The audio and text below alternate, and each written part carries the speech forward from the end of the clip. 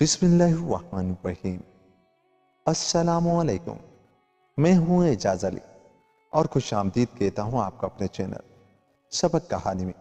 مگر دوستو، آگے بڑھنے سے پہلے اگر آپ نے ابھی تک ہمارے چینل کو سبسکرائب نہیں کیا تو تھوڑی سی تکلیف کر کے ہمارے چینل کو سبسکرائب کریں اور بیل آئیکن کو دبا دیں تاکہ ہماری آنے والی ہر ویڈیو کی نوٹیفیکیشن آپ کو بآسانی ملا کرے۔ چلتے ہیں آج کی کہانی کی طرف۔ خلفائے عباسیہ کے عہد حکومت میں ایک مشہور و معروف بادشاہ ہارون رشید گزرا ہے، جس کی شوکت وسطوت سے دنیا کانپتی تھی۔ اس کا انصاف و عدل دور تک مشہور تھا۔ غریب اور زمانے کے ستائے ہوئے بے کس انسان اس کے ظل رحمت میں پناہ حاصل کرتے تھے۔ اسی خلیفہ کے زمانے میں معدلت آثار میں ایک متوسط حال تاجر علی خواجہ بغداد میں رہا کرتا تھا، جس کا نہ تو امرا بغداد میں شریک و شمار ہوتا تھا، نہ ایسا مفلس تھا کہ لوگ اس کے سائے سے بچے، نہ وہ کسی کا مقروض تھا نہ قرض خواہ۔ ایک دیانتدار چھوٹا سا سوداگر تھا۔ اپنے گھر میں تنہا، ماں باپ مر چکے تھے، بھائی بہن کوئی تھا ہی نہیں۔ شادی اس نے بلا ارادہ نہیں کی تھی، کیونکہ وہ یقیناً تو ساحل زندگی سے گھبراتا تھا۔ کفایت شعاری اور تنہا ہونے کی وجہ سے اس کے پاس 1500 اشرفیاں پس انداز ہو گئی تھی۔ یہی کل اثاثہ تھا۔ ایک روز خواب میں اس نے دیکھا کہ کوئی شخص اس سے کہہ رہا ہے کہ علی خواجہ، تمہیں حج کرنا چاہیے، تمہارے پاس کافی سرمایہ ہے۔ صبح کو اٹھا تو اس نے معمولی بات سمجھ کر نظر انداز کر دیا، لیکن دوسری اور تیسری شب کو پھر اس نے یہی خواب دیکھا تو طے کر لیا کہ مجھے ضرور حج کے لیے جانا چاہیے۔ چنانچہ سامان سفر درست کر کے اس نے 500 اشرفیاں تو اپنے ساتھ رکھ لی، باقی 1000 کے لیے پریشان تھا کہ کہاں رکھوں۔ سفر میں اتنی بڑی رقم لیے پھرنا کسی طرح بھی موضوع نہیں تھا۔ سوچتے سوچتے اسے اپنے ایک دوست تاجر کا خیال آیا، جو بہت ہی نیک اور دیانتدار مشہور تھا۔ اس نے فوراً ایک گھڑے میں 1000 اشرفیاں گن کر رکھی اور اوپر سے روغن زیتون ڈال دیا۔ پھر گھڑے کا منہ کام کر کے اپنے دوست کے یہاں لے گیا۔ سلام و دعا کے بعد علی خواجہ نے اپنے سفر حج کا ذکر کر کے گھڑا امانت رکھنے کی درخواست کی۔ تاجر نے مبارکباد دیتے ہوئے گودام کی پونجیاں علی خواجہ کو دے دی اور کہا کہ اپنی حسب مرضی جہاں مناسب معلوم ہو رکھ دو، انشاءاللہ اسی طرح واپس مل جائے گا۔ علی خواجہ نے گودام کھول کر اپنا گھڑا رکھ دیا اور خود سفر حج کے لیے روانہ ہو گیا۔ فریدہ حج سے فراغت کے بعد چونکہ کافی سرمایہ بچ گیا تھا، اس لیے علی خواجہ نے مختلف مال خرید لیا اور جدہ وغیرہ ہوتا ہوا مصر جا پہنچا، جہاں کاروبار میں اس کو کافی منافع ہوا۔ پھر یہاں سے مال خرید کر یروشلم، بیت الحلم، یہاں حضرت عیسیٰ کو یہود نے مصلوب کرنے کی کوشش کی، دیکھتا ہوا مسجد اقصیٰ کی زیارت کے لیے بیت المقدس گیا اور وہاں سے کچھ مال عدل و بدل کر کے دمشق آیا۔ کچھ دن یہاں ٹھہرا اور پورے 7 ماہ کے سفر کا کاروبار کر کے بعد میں بغداد داخل ہوا۔ علی خواجہ کے حج کے جانے کے بعد اس کا دوست تاجر یہ بھی بھول گیا کہ اس کے پاس کوئی امانت رکھی ہے یا نہیں، یہاں تک کہ حجاج واپس آئے اور علی خواجہ کا ذکر چھڑا تو اسے یاد آیا اس کا روغن زیتون کا ایک گھڑا میرے پاس رکھا ہوا ہے۔ وہ اپنے دوست کی واپسی کا منتظر رہا، لیکن 6.5 ماہ گزر گئے اور علی خواجہ واپس نہ آیا۔ ایک روز رات کو انہیں روغن زیتون کی ضرورت پیش آئی۔ بازار بند تھا۔ سوداگر نے اپنی بیوی سے ذکر کیا کہ علی خواجہ حج کو جاتے ہوئے اپنا روغن زیتون میرے پاس امانت رکھوا گیا تھا، اس میں سے تھوڑا سا تیل نکال لو۔ اس کی بیوی نے منع کیا کہ امانت میں تصرف ناجائز ہے، اس کو نہ چھیڑو، لیکن وہ نہ مانا اور کہنے لگا اتنی مدت گزر گئی، اس کا آج تک کچھ پتہ نشان نہیں ملا۔ کیا تعجب ہے کہ مر گیا ہو؟ اگر آ ہی گیا تو اس کو بتا دوں گا اور جتنا تیل لیا ہے واپس کر دوں گا۔ بیوی پھر بھی منع کرتی رہی، لیکن سوداگر کنجی لے کر تیل لینے چلا گیا۔ وہاں جا کر اس نے گھڑا کھولا اور تیل نکال کر گھر آنے لگا تو تیل میں اس کو اشرفی نظر آئی، جو غالباً تیل لیتے ہوئے پھسل کر باہر آ گئی تھی۔ سوداگر کو بہت تعجب ہوا اور دوبارہ گودام میں آیا۔ گھڑا کھول کر اچھی طرح دیکھا تو اس میں اشرفیاں بھری ہوئی تھی۔ اس نے ہنس کر دل میں کہا کہ علی خواجہ بڑا چالاک آدمی تھا، خوب حفاظت کا انتظام سوچا۔ اس کے بعد تاجر نے سب کی سب اشرفیاں نکال لی۔ کچھ تو اشرفیاں نکلنے سے اور کچھ تیل نکال لینے کی وجہ سے گھڑا خالی ہو گیا۔ دوسرے روز اسے تازہ روغن زیتون لے کر گھڑے میں بھر دیا اور منہ بند کر کے وہیں رکھ دیا جہاں علی خواجہ چھوڑ گیا تھا۔ اس واقعے کو بھی 3 ماہ گزر گئے۔ اتفاق اس وقت گھومتا پھرتا علی خواجہ بغداد آ گیا اور ایک روز آرام کر کے اپنے دوست سے ملنے گئے۔ اس نے بڑی آؤ بھگت کی اور حج سے فارغ ہونے پر مبارکباد دی۔ پھر کچھ دیر علی خواجہ اپنے سفر کا حال سناتا رہا۔ جب چلنے لگا تو اپنی امانت کا سوال کیا۔ تاجر نے نہایت لاپرواہی سے کنجیاں اس کے آگے ڈال دی اور کہا کہ جہاں آپ نے گھڑا رکھا ہوگا وہیں سے دیکھ کر اٹھا لیجیے۔ مجھے تو یہ بھی معلوم نہیں کہ آپ کی امانت کون سی ہے۔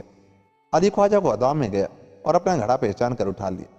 باہر آ کر دوست کا شکریہ ادا کیا اور خوشی خوشی اپنے گھر پہنچا۔ گھڑا کھول کر جب اشرفی نکالنے کا ارادہ کیا تو دیکھا گھڑا خالی ہے، صرف روغن زیتون بھرا ہوا ہے۔ علی خواجہ گھبرا گیا اور الٹے پیروں دوست کے پاس آ کر کہا کہ میں نے جو گھڑا آپ کے پاس امانت رکھ پایا تھا اس پہ 1000 اشرفیاں تھی۔ اگر آپ نے کسی ضرورت سے استعمال فرمائی ہیں تو مجھے بتا دیجیے، اور جب گنجائش ہوگی مجھے دے دینا۔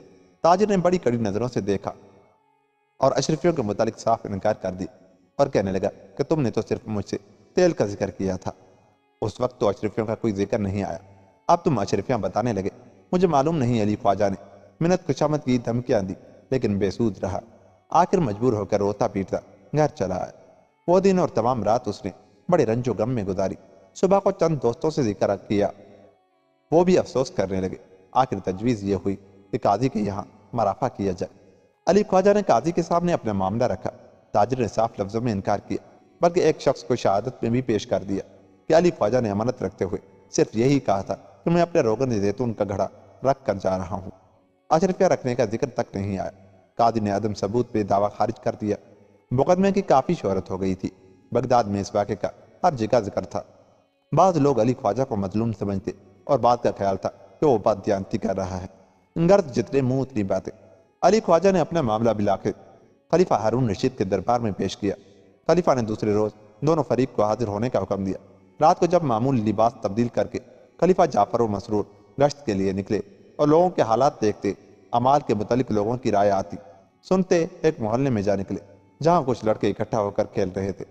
اتفاقاً جس وقت ایک بڑے لڑکے نے تجویز پیش کی کہ آؤ قاضی کا کھیل کھیلیں، میں قاضی بنتا ہوں اور تم علی خواجہ اور تاجر کا مقدمہ پیش کر، قاضی صاحب کا فیصلہ ٹھیک نہیں ہے، میں انصاف کروں گا۔ قاضی نے جعفر سے متوجہ ہو کر کہا کہ بچوں کا تماشا دیکھ کر چلیں گے، ایک طرف ہٹ کر کھڑے ہو جاؤ، دیکھیں اس معاملے کے متعلق لوگوں کی ذہنیت کیا ہے، کیونکہ یہ بچے وہی کریں گے اور کہیں گے جو دوسرے لوگ سنتے ہوں گے۔ ان لڑکوں میں سے بڑا لڑکا تو قاضی صاحب بن کر بیٹھ گیا، ایک لڑکا علی خواجہ مدعی بنا، دوسرے کو تاجر بنایا گیا اور چند بچے سپاہی تجویز ہوئے۔ علی خواجہ نے اپنا دعویٰ پیش کیا کہ آج سے 7 سال پہلے میں نے ایک گھڑے میں 1000 اشرفیاں رکھ کر اوپر روغن زیتون بھر دیا تھا، اور وہ گھڑا حج کو جاتے ہوئے اس تاجر کے پاس بطور امانت چھوڑ گیا تھا۔ بعض خاص حالات کی وجہ سے آنے میں دیر ہو گئی۔ جب واپس آ کر میں نے اپنا گھڑا مانگا تو اس نے مجھے اپنے گودام سے گھڑا اتوا دیا۔ میں اس کو لے کر گھر آ گیا اور جب کھول کر دیکھا تو اس میں صرف تیل تھا، اشرفی ایک بھی نہیں تھی۔ قاضی نے علی خواجہ سے سوال کیا کہ کیا گھڑا رکھتے ہوئے تم نے اس کو بتایا تھا کہ اس میں اشرفیاں ہیں؟ علی خواجہ نے جواب دیا نہیں۔ پھر اس لڑکے نے جو قاضی بنا ہوا تھا تاجر سے سوال کیا کہ تم کیا کہتے ہو؟ تاجر نے جواب دیا کہ مجھے اس کی اشرفیوں کا کوئی علم نہیں ہے، عام حالات میں اس شبے کی بھی کوئی وجہ نہیں کہ گھڑے میں مال ہوگا، کیا میں اسی کے لیے گھڑا کھول کر دیکھتا؟ اس کے علاوہ میں قسم کھانے کے لیے بھی تیار ہوں۔ قاضی نے کہا ٹھیک ہے۔ پھر علی خواجہ سے متوجہ ہو کر کہا کہ وہ گھڑا لاؤ جس میں اشرفیاں تھیں۔ لڑکے نے ایک گھڑا لا کر رکھ دیا۔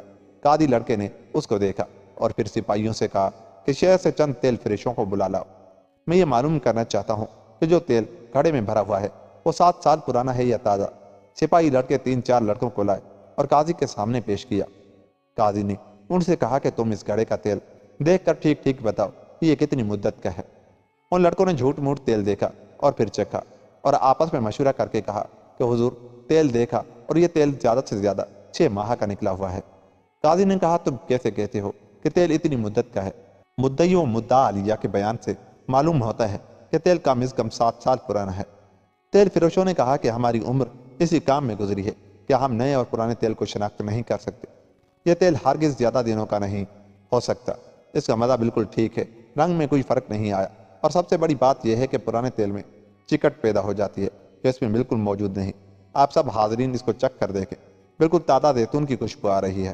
قاضی نے تاجر کو مخاطب کر کے کہا کہ اچھا اب ان سب کو جانے دو، تم خود چکھ کر بتاؤ کہ تیل نیا ہے یا پرانا۔ امین تاجر ڈر گیا اور ہاتھ باندھ کر کہنے لگا حضور مجھے معاف فرمائے، بے شک مجھ سے غلطی ہوئی اور میں نے ہی اس کی اشرفیاں نکالی ہیں، میں اس کو زر نقد دینے کو تیار ہوں اور جو کچھ آپ جرمانہ فرمائیں وہ بھی ادا کر دوں گا۔